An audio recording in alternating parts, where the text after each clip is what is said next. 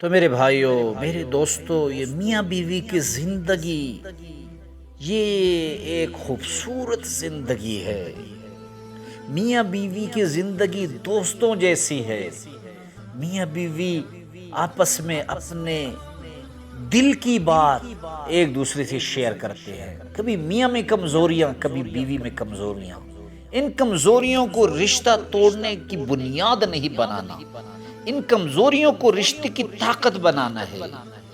مرد کی کمزوریاں عورت نشاندہی کر کے دور کرے، اور جب مرد کی کمزوریوں کی نشاندہی عورت کرے تو مرد یہ نہ کہے کہ بیویاں مجھ میں خامیاں ڈھونڈتی ہے، اور جب بیوی کی کمزوریوں کی نشاندہی شوہر کرے تو بیوی یہ نہ کہے کہ خاوند مجھ میں خامیاں ڈھونڈ رہا ہے۔